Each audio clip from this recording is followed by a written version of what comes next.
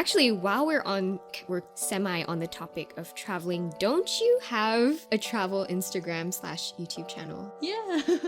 So on Instagram, we're called across.many.oceans. And it's my sisters and I travel adventures and life in Singapore. And then our YouTube channel is just Elizabeth space and Danielle.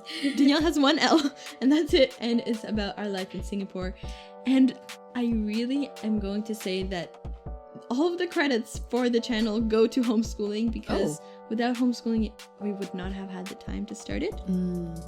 Because I think a lot of the time people are like, oh, you know, people who make YouTube channels, so easy, just film video, put it on. But no, it requires so much time. It is much more work than anticipated. And I think without homeschooling, we would not have been able to get into the train of constantly doing it. And the mindset to, okay, I have to do this because it's sort of like my job now, you know? I mean, we only have like 250 subscribers, but... But you feel responsible and accountable for something. Actually, it's kind of like that with the podcast. I initially thought I'd just turn up, talk, and then leave. This is so much more work than I thought it'd be.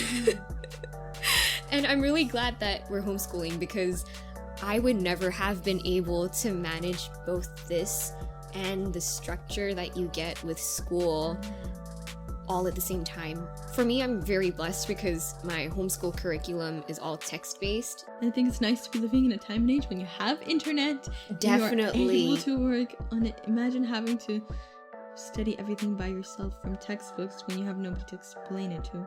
So I think we're very lucky to be living now. And now, especially with the internet, like you were saying, we've got so many resources.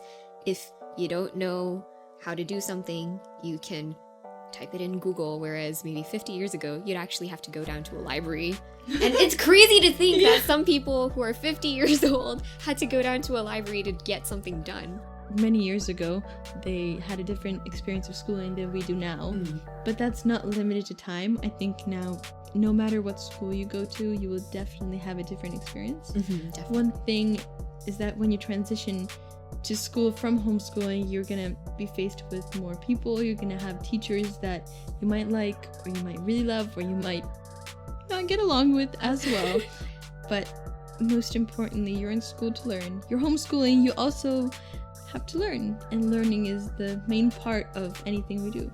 And learning is definitely not confined to the classroom. Like, we homeschool and we go to school to get an education, but at the end of the day, learning is really a mindset, because your brain is a sponge, and you learn a long time after the whole schooling experience is over. And I think, like you said, everybody's experience with school is different. Like, yours sounds pretty fantastic, whereas mine was less so. But at the same time, the things that we learn have inevitably shaped us into becoming the people that we are today.